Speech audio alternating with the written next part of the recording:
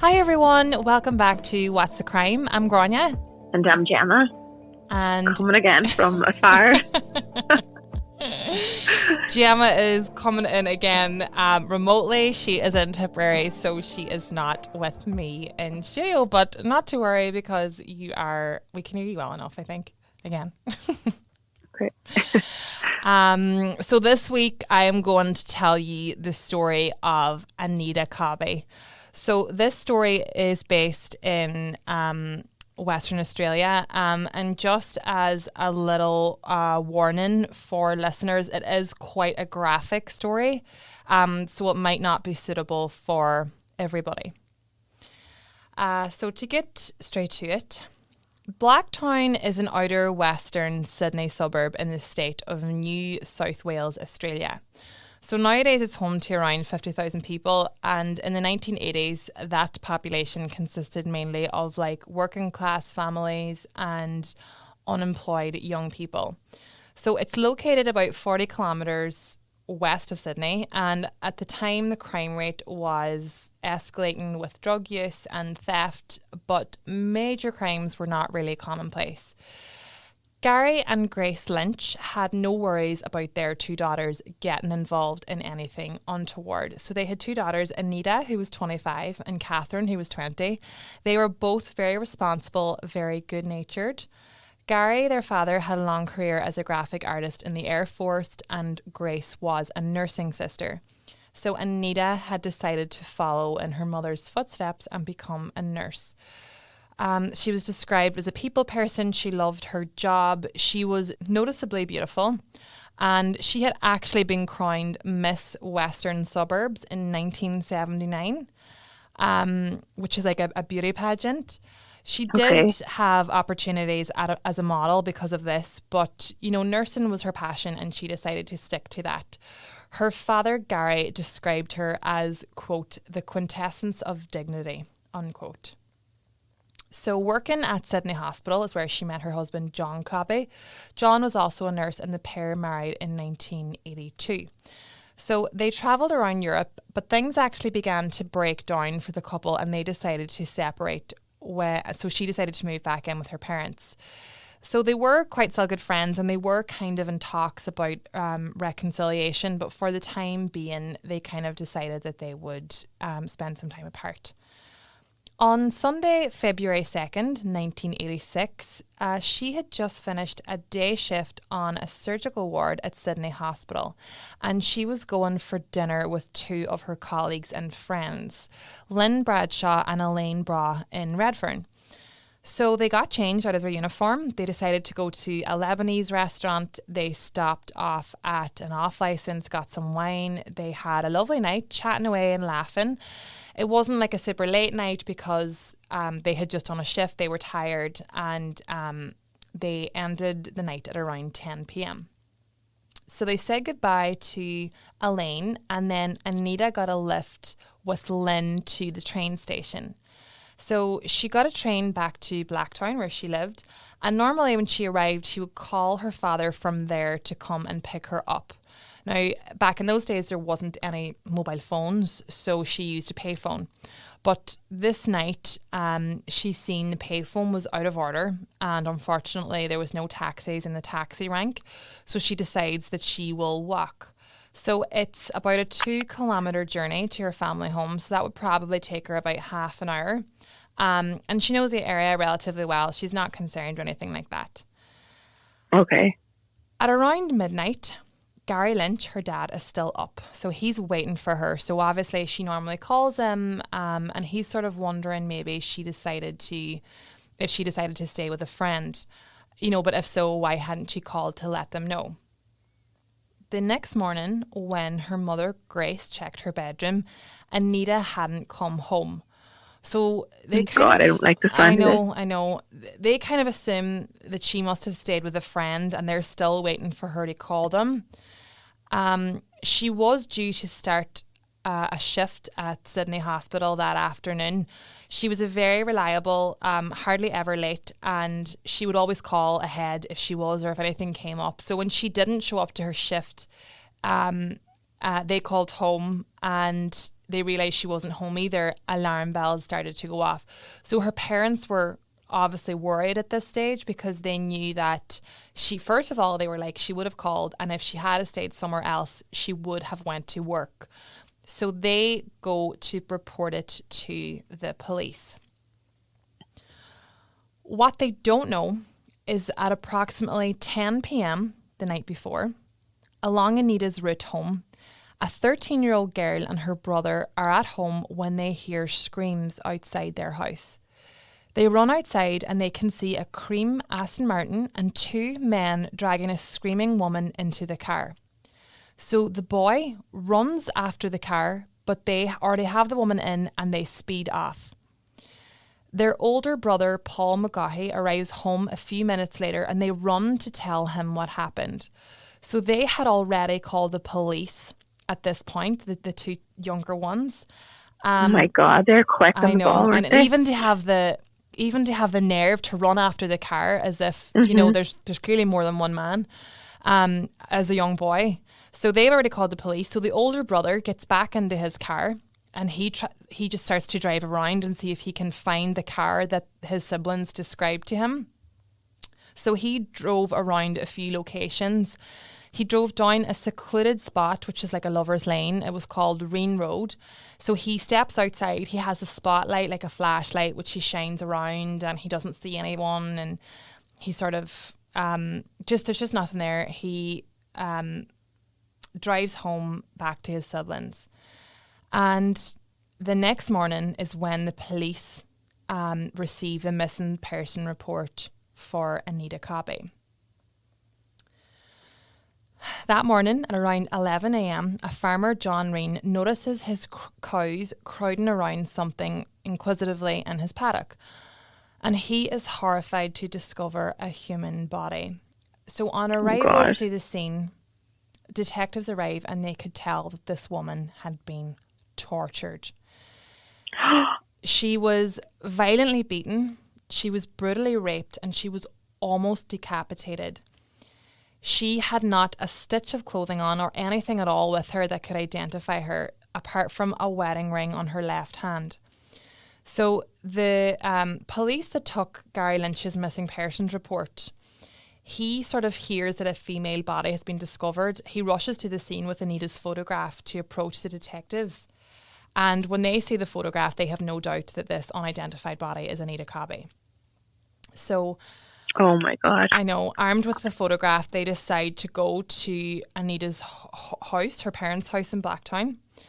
Their other daughter, Catherine, is there, and she's able to identify that the ring did belong to Anita. So now they have to formally identify her.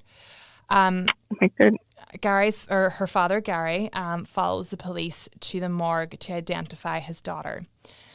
On seeing his beautiful daughter lying bruised and broken in the morgue, his legs buckled underneath him and the detectives had to hold him upright. He composed himself and said, "I wish I could say it was somebody else's daughter, but then they would have to go through this too." I watched so sad. I watched a documentary and her parents are literally like, they just seem like the most genuine, lovely people, and they're so heartbroken. Like, I watched this from years later and they still talk about how she was so graceful and she just, like, you can't imagine what they went through, and still to be, you know, to say like, I wish it was someone else's daughter, but I also don't, because then they'd have to go through what we went through. Like, it's just so sad. So sad. Her husband, Anita's husband, was at a restaurant with his father and a friend when he learned of his wife's disappearance. So he drove to another Sydney suburb the next day. You know, he's looking for her. He doesn't know at this point that she is dead. So he goes to his friends that she might have been visiting. He's looking for her, and while driving, he heard on the radio that a body had been found in Glasgow. Oh my God. So he stopped at a payphone and called his parents, who were too distraught to speak. And later that afternoon, he also confirmed that the ring found on the body was his wife's distinctive Russian-style wedding ring. And he's absolutely devastated. So detectives questioned those closest to the victim, of course, her husband, John. He's not only her husband, they're not together. Medical examiner Dr. Joseph Malouf conducted the autopsy. But after reviewing the report, investigators believed that more than one person was involved in the horrific murder, and so they ruled out John as a suspect. A team of local and homicide detectives set up an investigation to find out what happened and obviously who was responsible for her death. They were to look at anybody in the area that had any sexual violent past convictions, taxi drivers, witnesses, anything that could lead them to the truth of what happened. So when they came across the report of the woman being dragged into the sedan at around 9:50 p.m, the McGaughys are confident that it was Anita. The siblings that seen the woman being dragged in, they are nearly sure it's Anita. So this led the detectives to the conclusion that she must have decided to walk home. When the media get hold of some of the grisly details about Anita's murder, the public are angered. So on February 6th, the public learn the details of her murder. So it's very graphic. A morning radio host, John Laws, actually read a leaked copy of the autopsy report live on air, and her killing was extremely aggressive. So she, the medical examiner actually testified that she had been sexually assaulted anally, orally and vaginally. He found multiple bruising on her head and body inflicted before death. Some of her head injuries were caused by feet and fists. She had been kicked and punched numerous times. She had one bruise caused by a blow of considerable force around the right eye. She had abrasions to her back, legs, breast, shoulders, both legs and thighs, plus more minor contusions to both upper arms. She had two fingers on her right hand were smashed from defending herself, and the other fingers were nearly severed from the axe or knife that had sliced her throat. She had 3 major and 3 minor lacerations to her neck, and most of the structures and muscles on the right side of her neck and trachea were severed. It was estimated that it took her at least 2 minutes to die. So, that's very graphic. And of course, hearing that, people wanted to find who was responsible because this was such a horrific attack. So detectives, obviously under pressure to find who done this and first of all, get them off the street. They reenacted her movements on the night of her murder. So a police constable, Debbie Wallace, who was dressed similarly to what she was wearing. She rode the 9:12 p.m. train from Central Railway Station to Blacktown. So this is all being filmed to sort of, jog people's memories. She was 25 at the time. She was similar in size to Anita, and it didn't really it did prompt a lot of calls, but no breakthrough came out of it. So the McGaughys gave the police a description of the vehicle, a light-coloured early model Holden Kingswood sedan, which was in poor condition with patchy paintwork. Under hypnosis, one of them recalled the car's license plate as well, apparently. And police traced the plates and discovered the vehicle was stolen. Then, this is where they get their big break. An informant contacts the investigative team and informs them that a Holden sedan that was stolen and similar to the one described in the abduction was stolen by a group of young men. So, 5 young men, each with troubled lives and a string of criminal convictions are named. So the police start searching for John Travers, 18, considered the gang leader, had a long history of violent attacks and assaults and animal cruelty. Michael Murdoch, also 18, idolised Travers, and 3 brothers, Les, Michael and Gary Murphy, after they discovered that some of them had a history of violence and that Travers had a reputation for carrying a knife. This is so weird. John Travers, the one I said first, 18, was actually known to buy or steal sheep, have sexual intercourse with the sheep, slit its throat and then roast it on a spit. Oh my God. That I can't comprehend any of it. I know. So the informant tells detectives that the stolen car has very distinctive chrome wheels, and they also believe that the car has been dumped and burned. So investigators decide to organise a series of raids to question the men, and they find the distinctive chrome wheels on Les Murphy's car. So they'd taken the wheels and put them on their car. They also found a bloodied knife in John Travers' home, to which he explains is animal blood. When he's questioned, the investigators start to believe that they have their man simply by his terminology and his behaviour. He says things like, "I didn't slit that slut's throat." You know, like talking like that about a murder victim. If it's just so...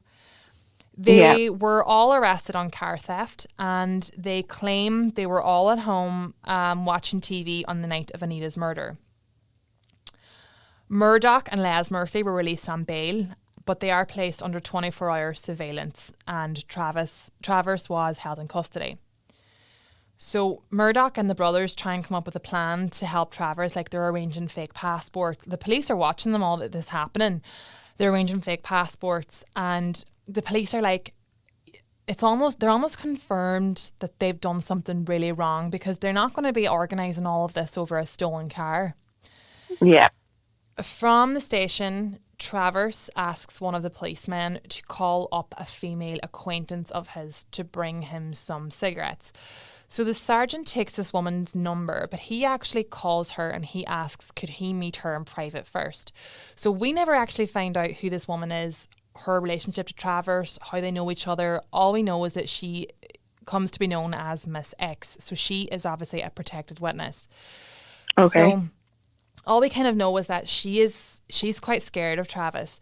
So the sergeant secretly meets with her to have a conversation about Travers and his associates, and she sort of enlightens him about Travers' like weird, disturbed behaviour, his attitude towards women, and she says that it wouldn't surprise her if he was involved. So I don't know if she's like an actual friend of his, or she could be somebody that maybe is his relation and just can't turn her back on him or something. I'm not sure, but anyway.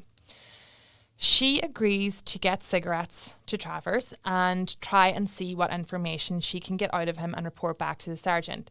So after she meets with him, she is visibly shaken, and she is basically carried to the sergeant's office. She informs them that the 5 boys were all involved in Anita's murder.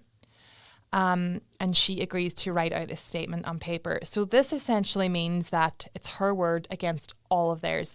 So they're like, look, will you go back and wear a wire? And surprisingly, she agrees. Like, they sort of just throw it out there and they don't know if she'll do it because she's fully terrified. But she does agree to do it. So I listened to this conversation online. I decided not to include it in the episode because it's so hard to hear what they're saying. Like, I don't think you could make it out without subtitles. So when I watched it, it was really the subtitles that I could understand what he was saying. Okay. You couldn't really understand it if you just heard it. So I'll briefly explain how their conversation went. Travers: we were all drunk and she fucking seen all of us. Miss X: she saw your faces. Travers: yeah, and she got all our names. Someone had to do it. Miss X: the others said you had to do it. Travers: and I said it's got to be done, and they said go on, Travie, do your thing. Miss X: but that's not your thing, is it, John? You haven't done that sort of thing before, have you, John? Travers: no. Miss X: truthfully? Travers: no. Miss X: so that's the first? Travers: yeah, and he laughs. Miss X: don't laugh, John, it's not funny. Travers: they weren't going to do it, so someone had to. Miss X: and the rotten bastards all fucked off on you. Travers: no one wants to know me now. Miss X: I do, John, I still love you. So there they had it. They had their confession and they had him implicating everybody, but that he was the one that actually killed her. Oh my God. In a series of nighttime raids, they snare Michael Murdoch and Les Murphy, but the other 2 brothers are nowhere to be found. So they're taken down to the station. They're all heavily interrogated and they crack. They all admit what they had done, but they're claiming that Travers had been the one to cut her throat. Travers actually killed her. So to explain what they'd done, what happened, On the night of her murder, they're all drinking in a pub on the other side of town, which is about 40 kilometres away. They decide that they'll leave the pub and go on a search to buy drugs. So they hop into a stolen car, but don't even have enough money between them to fill the almost empty tank. So they decide that they are going to have to rob somebody. But worse again, they decide that's not enough for their night's entertainment, that rape is also on the cards. So they drive around. They spot Anita on her walk home, like by herself. Like she's in the wrong place. Oh, she's so innocent. Like, and they decide she'll be their target. Wrong. I know. And they pull up beside her to jump out, grab her, and kicking and screaming, she's dragged into the car. This is literally the assault start. As the minute she's in the car, she's stripped of her clothing immediately in the back of the car. She's punched. They break her nose. They actually pull up to a petrol station while she's still in the car. She's held at knife point in the back. They lay her down on the floor behind the seats, tell her to be quiet, took the money out of her purse, paid for the petrol, and then it's not like they're like, the people are there. They're so brazen about it. I know. And then they drive down to Reen Road to carry out the rest of their assault. So Reen Road is like a quiet, poorly lit area that the boys know relatively well. So remember how I said earlier that Paul McGahey drove down Reen Road, which is like a lover's lane? Mm-hmm. He shone a spotlight down there. They were there. They actually had Anita there at the time, and they hid in the grass. So it was really long grass, and they hid holding her down. And he actually seen a Holden sedan, but he's like, I don't think that's the same one. So that's when he leaves to go home and check on his siblings. And then after that, they're all just pretty much free to violate and torture her. She had been, at that point, already raped by multiple men in the car. They drag her through barbed wire rather than even throw her over it or, Oh, stop. She was subjected to, honestly, what can only be described as pure torture by all of the men. And when they finished their attack, then they're like, oh, she might be able to identify us. They were all, none of them were covering their faces. They were using their names. So Travers jumps on her back, holds her head up and severs her throat. I can't listen. Almost decapitating her in the process. So it is just like the end of the most brutal end to the most brutal attack. They burn her clothes in an attempt to get rid of the evidence. But unbeknownst to them, a neighbour was peering over the fence. Then they drive off in the stolen car and abandon it burnt out in bushland. So remember I was saying that there was someone, an informant, that is like, I seen a car that is sort of like the stolen car, and I think there's 5 men sort of attached to this. Yeah. Travers did take his knife out with him. So people are arguing that it was premeditated murder, like the murder was a part of their plan from the beginning. He did, however, get rid of the knife and it was never found. On the 24th of February, one of the detectives contacted Gary and Grace Lynch, which is Anita's parents, to inform them that they have arrested 3 men responsible for Anita's murder and they're on the hunt for 2 more. And in that documentary, like, I remember Gary, who's her father, was just like, he was just in shock that it was 5 men, like 5 monsters attacking his daughter. Like, how do you even... How can they all be that evil? How can so many people be so evil? How can someone be so evil and keep going with the attack? Like, it's just so awful. And how hard, like, how you could never come to terms with that. Her father, like, it's just the worst. It's the worst news you could get. The following day, the 3 men are brought to the scene of the crime and they recount in minute detail what occurred and how she was murdered.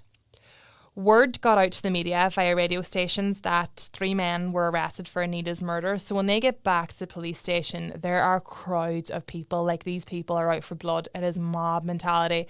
They have signs. They have nooses hanging off buildings. They're shaking the car. Like, I think from how brutal the attack was and how it had been leaked, how she died, you can imagine people are so angry. Yeah. On February 26th, after a series of tip-offs from members of the public, thankfully the 2 other Murphy brothers, Gary and Michael, were apprehended.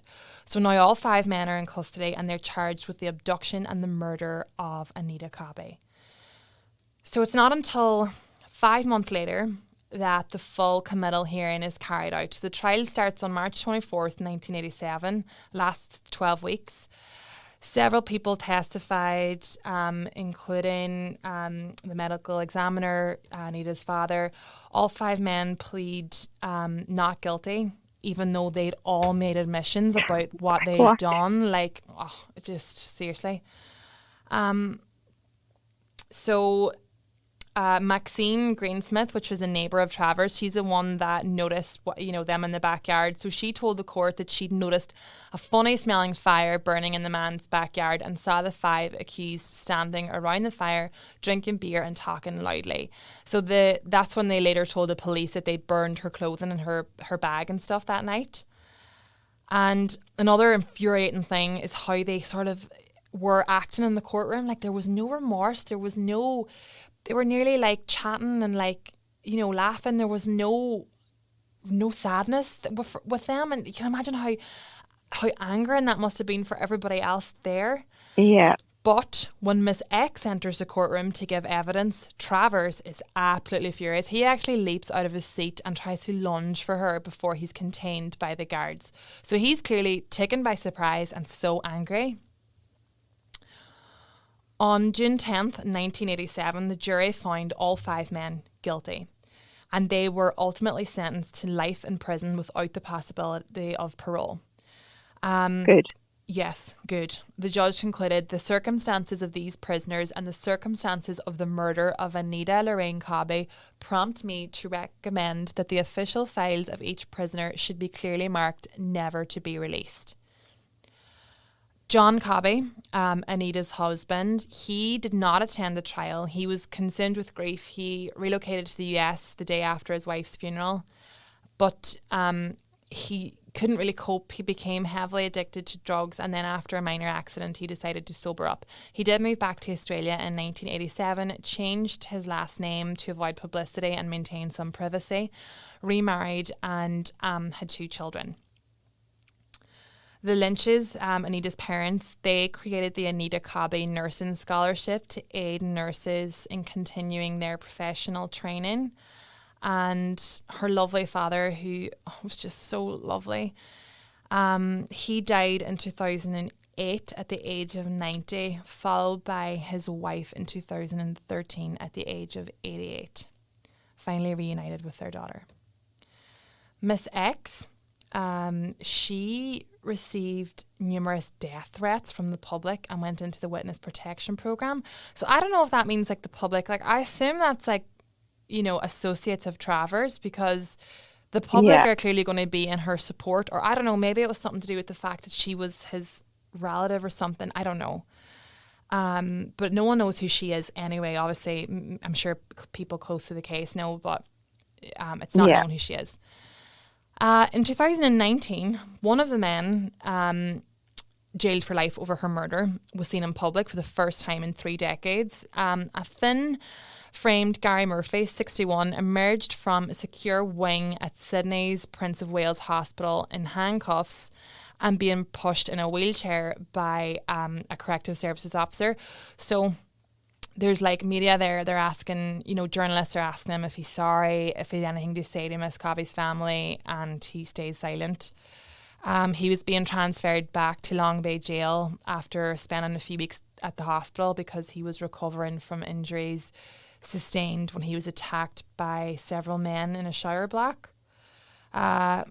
Michael Murphy died in jail from cancer, age 66, in February 2019, and the other surviving killers are in various prisons in New South Wales, where they belong.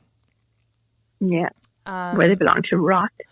So, this was such a grisly, horrible killing. It outraged the entire nation, and it's still considered one of the most vicious crimes in Australian history. And, Anita Cobby is remembered for being such a beautiful person with, such a beautiful family that loved and cared for her. And she had a career where she really, really cared for people. And it was just so, so brutally taken away by those 5 monsters. And just literally a chance encounter. A chance encounter. It's so frightening. It's like the stuff of nightmares, isn't it? Yeah.